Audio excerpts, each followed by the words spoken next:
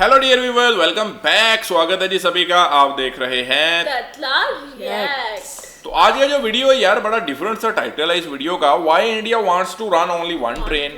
क्या मतलब यार कि कौन सी वो एक ऐसी ट्रेन है जो सिर्फ भाई ने वीडियो भेजी है जी, उसका नाम नहीं मुझे याद आ रहा। वाह, क्या बात है। तुम्हारी याददाश्त ठीक हो सकती है। तुम्हें ना साथ में माले से धक्का दे दिया जाए। अच्छा चलें जी। नहीं आती, बादाम खाने से याददाश्त तेज होती है, धक्कों से साथ में माले से धक्का देने से भी हो जाती है।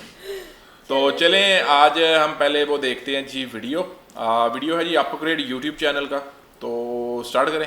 ओके जी, हियर वी गो। अप्रैल 2026 हमारे रेलवे मिनिस्टर बैंगलोर में BEML की एक नई मैन्युफैक्चरिंग फैसिलिटी का इनॉग्रेशन करने आते हैं, जिसके थोड़ी देर बाद न्यूज़ चैनल्स में न्यूज़ चलने लगती है कि इंडिया अपनी खुद की 250 किलोमीटर्स पर आवर पर चल सके ऐसी local high speed bullet train बना रहा है, जिसका नाम है B28। सुनने में ये एक normal make in India success story लगती है, लेकिन यहाँ एक चीज़ ऐसी है जो नोटिस करने जैसी है। इंडिया ने कुछ साल पहले जापान के साथ इस हिस्टोरिकली इम्पॉसिबल डील को साइन किया था, जहाँ जापान ने हमें मुंबई अहमदाबाद बुलेट ट्रेन के लिए 88,000 करोड़ रुपीस का लोन दिया है, वो भी सिर्फ 0.1% इंटरेस्ट रेट पर। लेकिन इस लोन की सबसे बड़ी कंडीशन ये थी कि इंडिया को ट्रैक से लेकर ट्रेन तक सब कुछ सिर्फ और सिर्फ जापानीज कंपनी से ही खरीदना पड़ेगा। तो सवाल यह है कि अगर शर्त जापानीज ट्रेन खरीदने की थी, तो अचानक से इंडिया खुद की B28 ट्रेन कैसे बना रहा है? क्या इंडिया ने दुनिया का सबसे सस्ता लोन लेकर बैकएंड पर जापान की ही मोनोपोली को चेकमेट कर दिया है? आज हम इस पूरे $1 ट्रिलियन प्रोजेक्ट के इकोनॉमिक जियोपॉलिटिकल मास्टर प्लान को डिकोड करेंगे, जहां सब कुछ 4-5 चैप्टर्स में अच्छे से समझेंगे। तो वीडियो को एंड तक जरूर देखना। मैं हूं Jheel and you have already started watching Upgrade. Chapter 1 the chess move. सच बताऊं तो जापान ने इंडिया को कोई लोन नहीं दिया था। जापान ने एक्चुअली इंडिया पर एक बहुत बड़ी बैट लगाई थी। सितंबर 2017 में अहमदाबाद के साबरमती स्टेशन पर पीएम मोदी और जापान के प्राइम मिनिस्टर शिंजो आबे एक साथ मुंबई अहमदाबाद बुलेट ट्रेन का फाउंडेशन स्टोन रखते हैं। आबे कैमरा के सामने आकर एक बहुत ही डिप्लोमेटिक लाइन कहते हैं कि a strong India is in Japan's interest and a strong Japan is in India's interest. पर इस दोस्ती के पर्दे के पीछे जापान का एक बहुत गहरा घाव छुपा था। 2015 में जापान ने ऑलमोस्ट इंडोनेशिया का बुलेट ट्रेन प्रोजेक्ट सिक्योर कर लिया था, पर लास्ट मिनट में चाइना ने आकर पूरा प्रोजेक्ट छीन लिया। जापान के लिए ये क्लियर वार्निंग थी, क्योंकि चाइना का बेल्ट एंड रोड इनिशिएटिव पूरे एशिया को डोमिनेट करने वाला है। चाइना एक के बाद एक कंट्रीज में पोर्ट्स और रेलवेज बना रहा था। इसीलिए चाइना को ब्लॉक करने के लिए जापान ने इंडिया को एक इम्पॉसिबल डील दी। 88,000 करोड़ रुपीस का लोन, इंटरेस्ट सिर्फ 0.1%, रीपेमेंट 50 ईयर्स में, और पहले 15 साल तक एक पैसा भी नहीं देना है। इस पूरे लोन का इंटरेस्ट सिर्फ 4400 करोड़ रुपीस बनता है, जो सिर्फ एक IPL सीजन के एक्सपेंस से भी कम है। लेकिन इस सस्ते लोन में एक बहुत बड़ा कैच था। ये एक टाइड लोन था, बंधा हुआ लोन, जिसका मतलब था कि इंडिया को ट्रेन्स, ट्रैक्स, सिग्नलिंग सब कुछ जापानीज कंपनी से ही खरीदना पड़ेगा, वो भी उनके इन्फ्लेट किए हुए प्राइसेस पर। यहां एक सेकंड सोचिए, क्योंकि 2024 में जो हुआ वो कोई नॉर्मल बिजनेस नेगोशिएशंस नहीं, एक हाई स्टेक्स जियोपॉलिटिकल थ्रिलर था। जब इंडिया ने उन जापानीज कंपनी से प्राइस कम करने को कहा, तो उन्होंने सीधा मना कर दिया। उन्हें लगा टाइड लोन के जाल में उन्होंने हमें पकड़ लिया है। लेकिन इंडिया यहां चेस खेल रहा था। इंडिया ने एक बहुत बड़ा ब्लफ खेला और सीधा European rail giants siemens, Alstom से बात करना शुरू कर दी। इसके पीछे ये सिग्नल था कि अगर जापान ने कॉम्प्रोमाइज नहीं किया, तो हम सीधा यूरोपियन टेक्नोलॉजी पर शिफ्ट हो जाएंगे। प्रैक्टिकली देखा जाए तो यूरोपियन टेक पर शिफ्ट करना इंडिया को भी बहुत महंगा पड़ता, पर इस एक ब्लफ ने जापान के भी पसीने निकाल दिए थे। जापान को अचानक रियलाइज हुआ कि इंडिया सिर्फ एक ट्रैक नहीं, बल्कि आगे आने वाले 4000 किलोमीटर के नेटवर्क का मेगा मार्केट है। अगर इन्होंने जिद की, तो यहाँ भी इंडोनेशिया की तरह कोई और डील क्रैक कर लेगा। इसके बाद जापान ने ना सिर्फ अपने प्राइसेस और टर्म्स को कम किया, बल्कि उन्होंने इंडिया को अपनी next generation E10 Shinkansen train भी दे दी।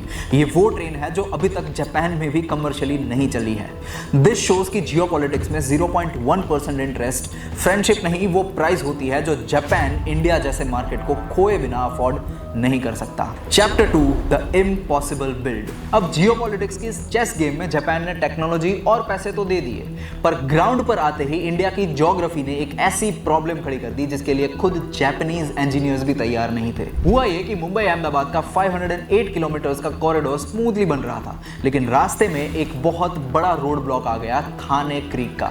ओरिजिनल प्लान के हिसाब से बुलेट ट्रेन को इसके ऊपर से निकलना था, पर प्रॉब्लम ये थी कि थाने क्रीक के मड फ्लैट्स पर एक फ्लेमिंगो सैंक्चुरी है जहां हर साल 1 लाख से ज्यादा माइग्रेटरी बर्ड्स आते हैं। अगर ट्रेन वहां से जाती तो 21,000 मैंग्रोव के पेड़ को काटना पड़ता। बॉम्बे हाई कोर्ट ने इंटरवीन कर दिया और एनवायरमेंटल क्लियरेंसेस तुरंत ब्लॉक हो गई एंड प्रोजेक्ट पर एक बहुत बड़ा क्वेश्चन मार्क भी लग गया। इंजीनियर्स को समझ आ गया था कि इस क्राइसिस के ऊपर से नहीं निकला जा सकता, तो NHSRCL ने पूरा ब्लूप्रिंट हटाकर स्टेशन का डिजाइन ही बदल दिया और एक इम्पॉसिबल सोल्यूशन निकला कि हम सी के नीचे से जाएंगे। और यहीं से शुरू हुआ BKC से शिलफाटा तक का 21 किलोमीटर लंबा अंडरग्राउंड टनल, जिसमें से 7 किलोमीटर का ट्रैक डायरेक्टली अरेबियन सी के सी बेड के नीचे से पास होता है। ये इंडिया का सबसे पहला अंडर सी रेल टनल है और इसे खोदना कोई मजाक नहीं है। उसे खोदने के लिए 3 बड़े टनल बोरिंग मशीन लगाई गई है, जिसमें हर एक का वजन 3000 टन से ज्यादा है। इनके आगे जो पत्थर तोड़ने वाले कटर हेड्स लगे हैं वो अकेले 350 टन के हैं, जिसमें 84 कटर डिस्क्स लगी है। ये मशीन्स एक तरफ से पत्थर क्रश कर रही है और दूसरी तरफ से समंदर के पानी का मैसिव हाइड्रोस्टैटिक प्रेशर झेल रही है, वो भी जमीन से 114 मीटर्स नीचे। एक बार इस चीज को इमेजिन करके देखिए, 114 मीटर्स जमीन और समंदर के ठीक नीचे एक फ्लेमिंगो सेंचुरी को बिना छुए इंडिया अपनी बुलेट ट्रेन का टनल बना रही है, जहां एक भी मैंग्रोव ट्री नहीं कटा। दुनिया में शायद ही किसी देश ने नेचर को प्रोटेक्ट करने के लिए इतना कॉम्प्लेक्स रूट रीडिजाइन किया होगा। अगर आप भी इसे एग्री करते हैं तो कमेंट में लिख दीजिए अग्रीड। लेट्स सी कितने लोग इससे एग्री करते हैं। और क्राइसिस सिर्फ पानी के नीचे नहीं थी, जमीन के ऊपर भी इसका स्केल दिमाग हिला देने वाला था। पूरे कॉरिडोर का 85% पोर्शन हवा में है, एलिवेटेड वायडक्ट्स पर। आज की डेट में 7700 से ज्यादा पिलर्स खड़े किए गए हैं। मुंबई से 118 किलोमीटर दूर साकरी विलेज में एक 50 एकड़ का कास्टिंग यार्ड 24/7 चल रहा है। वहां 1000 टन के गर्डर्स बनाए जाते हैं और बड़ी क्रेन्स उन्हें इस तरह से हवा में उठाकर रखती है जैसे वो टॉयज हो। ये ऑफिशियली इंडिया की हिस्ट्री का सबसे बड़ा प्रिसीजन कंस्ट्रक्शन ऑपरेशन है और इस पूरी मेहनत का रिजल्ट हमें दिखेगा 15 अगस्त 2027 को, इंडिपेंडेंस डे के दिन, जब सूरत से बिलीमोड़ा के 47 किलोमीटर स्ट्रेच पर इंडिया फॉर्मली अपनी हिस्ट्री की पहली बुलेट ट्रेन चलाएगा। Chapter 3 the money fight. अब आती है वो चीज जिस पर सबसे ज्यादा आउटरीच होता है, इस प्रोजेक्ट का टोटल एक्सपेंडिचर। 2017 में जिस प्रोजेक्ट का budget 1.08 lakh crore rupees quote हुआ था, वो 2026 आते आते ऑलमोस्ट डबल होकर 1.98 लाख करोड़ रुपीस कैसे हो गया? क्रिटिक्स ने तुरंत आकर इसको एक व्हाइट एलिफेंट और वेस्ट ऑफ मनी डिक्लेयर कर दिया और दूर से नंबर्स देखकर मुझे भी यही लगा था। पर जब मैंने इन फिगर्स को इंडोनेशिया के बैंकरप्ट हो चुके बुलेट ट्रेन प्रोजेक्ट के साथ कंपेयर किया तो रियलिटी कुछ और ही निकली। इंडोनेशिया का whoosh corridor almost flat terrain पर बना है। कोई सी के नीचे से टनल्स नहीं, कोई पहाड़ नहीं, कोई फ्लेमिंगो सेंचुरी भी नहीं, सिर्फ 145 किलोमीटर का रिलेटिवली स्ट्रेट ट्रैक। और वहां उन्हें 1 किलोमीटर बनाने का कॉस्ट आया $48 मिलियन से ज्यादा। ऊपर से उन्हें आज हर साल $253 मिलियन या 2400 करोड़ रुपीस का ऑपरेटिंग लॉस हो रहा है, वो अलग। अब इंडिया में 500 किलोमीटर का लंबा कॉरिडोर है, अंडरग्राउंड टनल, माउंटेन टनल और एलिवेटेड पिलर्स सब कुछ है। इतनी कॉम्प्लेक्स ज्योग्राफी के बाद भी इंडिया का cost per kilometre almost $47 million ही रहा है, जो टेक्निकली इंडोनेशिया के फ्लैट ट्रैक से भी सस्ता है। तो अगर पर किलोमीटर ट्रैक सस्ता बन रहा है, फिर बजट डबल कैसे हुआ? इसका जवाब है land and politics. Land acquisition ने इस प्रोजेक्ट को प्रैक्टिकली चोक कर दिया था, स्पेशली महाराष्ट्र में। Political opposition, farmers protest, Godrej जैसी मेगा कंपनीज के साथ सालों लंबी लीगल बैटल्स, इन सब चीजों की वजह से हालात यहां तक आ गए थे कि लोकल म्युनिसिपल बॉडीज एक छोटा सा बोर होल डिग करने के लिए भी 2 लाख रुपीस की फीस मांगने लगी थी। ज्योग्राफी दोनों साइड्स की सेम थी पर पॉलिटिक्स अलग। रिजल्ट यह हुआ कि गुजरात में 68% वर्क कंप्लीट हो गया था, लेकिन महाराष्ट्र में सिर्फ 41% पर अटका हुआ था। बट फाइनली फरवरी 2026 में इस पूरे मैस में एक ब्रेक थ्रू आया। इंडिया ने पूरी की पूरी 1389 हेक्टेयर लैंड लीगली एक्वायर कर ली, सारी क्लियरेंसेस मिल चुकी है और अब इंफ्रास्ट्रक्चर पाइपलाइन एकदम क्लियर है। इन सब के बीच एक सबसे बड़ा सच है कि इस 1.98 लाख करोड़ रुपीस में इंडिया सिर्फ एक ट्रेन नहीं खरीद रहा। जापान की शिनकानसेन टेक्नोलॉजी, जिसने पिछले 60 इयर्स में 10 बिलियन पैसेंजर्स को ट्रांसपोर्ट किया है और जिसका 0 क्रैश फैटिलिटी रिकॉर्ड है, उस दुनिया की सबसे सेफ मास ट्रांजिट सिस्टम का कंप्लीट टेक्नोलॉजी ट्रांसफर इंडिया को मिल रहा है। आज सूरत में बनी डेडिकेटेड ट्रेनिंग फैसिलिटीज में JICA के अंडर 1000 इंडियन इंजीनियर्स को जापानीज एक्सपर्ट्स पर्सनली सर्टिफाई कर रहे हैं। वडोदरा के हाई स्पीड रेल इंस्टीट्यूट में मित्सुबिशी के state of the art simulators पर इंडियन पायलट्स ट्रेन हो रहे हैं। अगर आप बिगर पिक्चर देखें तो इंडिया इन पैसों से सिर्फ एक ट्रेन नहीं, एक पूरा इकोसिस्टम खरीद रहा है। Chapter 4 the bigger game. अगर आपको लगता है कि ये अंडर सी टनल्स और बिलियंस ऑफ डॉलर सिर्फ मुंबई अहमदाबाद के लिए है तो आप भी सिर्फ हेडलाइंस ही पढ़ रहे हैं। रियल गेम है आगे आने वाला 4000 किलोमीटर्स का नया मेगा नेटवर्क। 2026-27 के बजट में directly 7 new high speed rail corridors announce हुए हैं, जिसके लिए 16 लाख करोड़ रुपीस का इन्वेस्टमेंट भी हो गया है।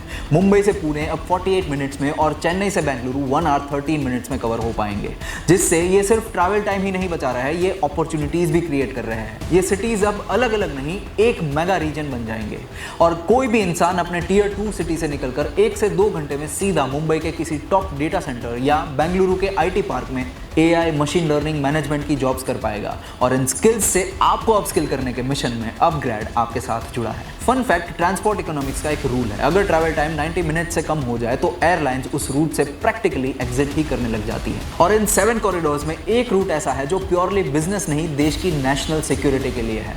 दिल्ली, वाराणसी, पटना, सिलीगुड़ी रूट। वहीं सिलीगुड़ी, जिसे जियोपॉलिटिक्स में चिकन्स नेक कहते हैं, ये सिर्फ अकेला 22 किलोमीटर्स का वाइड रूट है जो इंडिया को नॉर्थ ईस्ट के 7 स्टेट से कनेक्ट करता है। अगर इस रास्ते पर कोई डिजास्टर हो जाए तो पूरा नॉर्थ ईस्ट इंडिया मेनलैंड से कट ऑफ हो जाता है। सिलीगुड़ी तक बुलेट ट्रेन पहुंचाना सिर्फ पैसेंजर्स को ट्रैवल करवाने के लिए नहीं, क्राइसिस के वक्त ट्रूप मोबिलिटी और कंट्री की इंटेग्रिटी को सिक्योर करने का एक ओनली सोल्यूशन है। ध्यान से सोचिए, अगर हम इस 4000 किलोमीटर्स के नेटवर्क के लिए हर ट्रेन को जापान से इंपोर्ट करवाते तो हमारा फॉरेन एक्सचेंज बहुत ज़्यादा ड्रेन होता। इसीलिए इंडिया ने खेला दी अल्टीमेट चेकमेट। अप्रैल में बेंगलुरु के BEML प्लांट में इंडिया ने अपनी indigenous high speed train announce कर दी जो 100% मेड इन इंडिया है, एज आई ऑलरेडी सेड। लेकिन आप शायद सोचेंगे कि जापान की ट्रेन तो 320 किलोमीटर्स पर आवर पर चलती है और इंडिया की B28 की top speed 250 kilometres per hour ही क्यों है? ये कॉम्प्रोमाइज़ क्यों? एक्चुअली ये कॉम्प्रोमाइज़ नहीं, हमारी स्मार्टनेस है।